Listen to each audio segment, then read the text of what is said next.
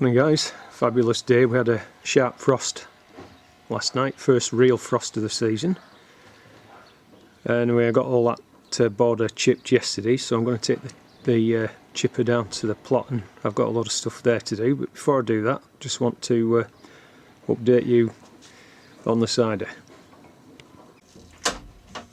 So it's been 20 days since I pitched the yeast, and you can see there's a nice sediment forming at the bottom. It's only about less than 10 degrees C in here at the moment, so obviously the fermentation slows down. It'll speed up again once it gets a bit warmer. But I just want to take a gravity reading. As I say, it's been 20 days since I pitched the yeast, so I've probably said this before, but I always keep my stuff here in a sanitizer solution. So my trial jar, the hydrometer and the wine thief are in here, so I'll get them rinsed off and then we'll take a reading. Bring you back. Okay, so we've got our sample. So we'll take a reading now with the hydrometer.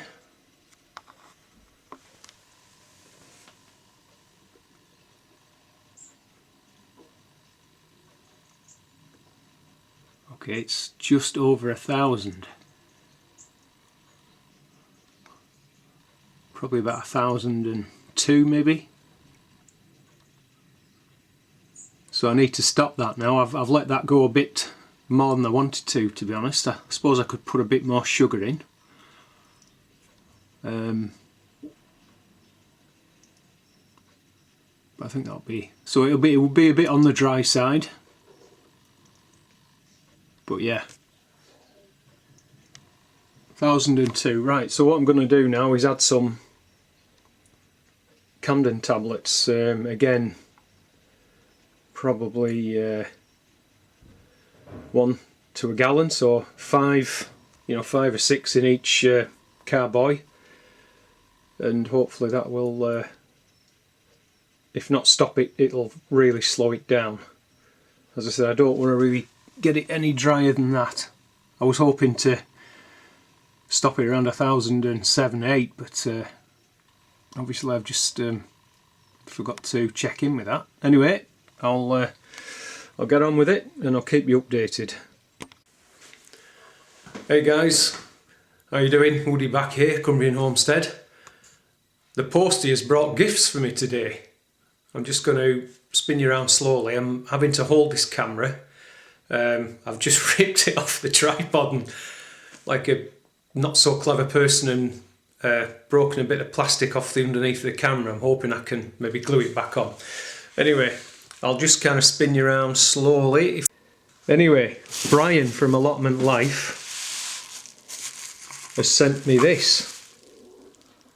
It's a tape and stapler gun, so you can. He was using it, I think, the other day to. Well, this is a spare one he had, and I asked him about it, and he's most generously sent me his spare one, a pile of spare tape and some staples. Awesome! That's just brilliant.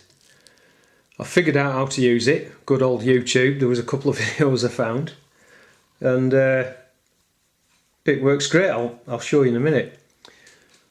But yeah, Brian from Allotment Life, he was using it to tie up his carnations, I think it was. Brian, is that right? So I'm going to hopefully use it for me fruit trees, amongst other things, and I've got some carnations as well, but that is just brilliant. So thanks mate, thanks Brian.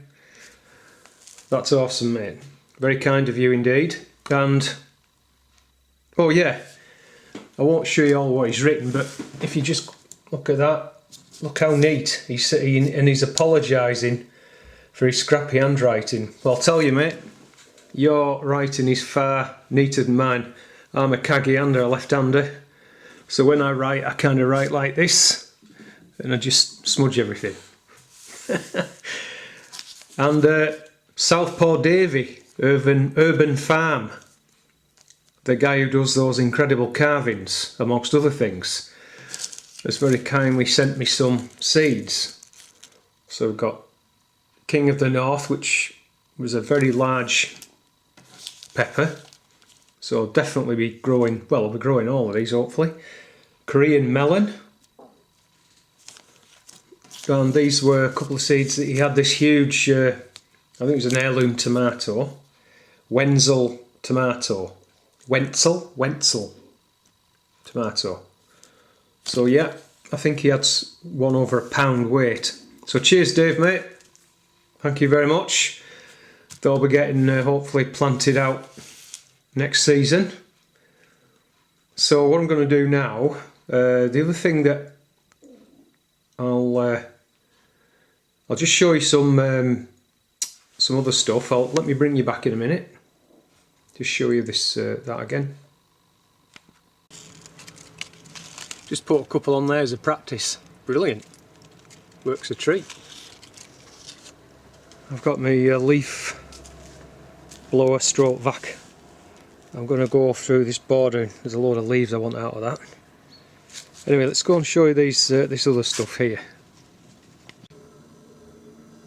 Now a while ago, Rob, the sapper gardener, he got a mail call and a friend of his had turned him some, I think they called them dibblers. We call them a dibber over here in the UK, but I'm pretty sure they called them dibblers. And I mentioned that I used to do a little bit of wood turning, and Rob asked if he could, at some point, would I show examples of some of the stuff that I've done. So yeah, here we go then. I haven't done any I've got rid of my lathe now, I don't do it anymore, but that was the first sort of little bowl that I made. That's out of birch. This is a little mallet, and that's made out of pear wood. I've made lots and lots of tool handles, so ash is generally the favoured wood, although to be honest I think this looks like beech. Yeah, that's a good chisel that. I think that's my favourite bowl. That's made out of oak. It's nice that. It's like a little vase. This is laburnum wood. It's a lovely wood. This different contrasting colours between the heartwood and the sapwood. Very nice. And this bowl, which has everyone got a bowl which you just kind of chuck everything in? A chuck everything in bowl. Well, this is one of them. Anyway, that's made out of laburnum as well. It's quite, it's quite heavy wood. And then this was the first, I think, one of the first things I made. This baseball bat, but I actually turned this on a pole lathe rather than a powered lathe, electric lathe. This is done on a pole lathe.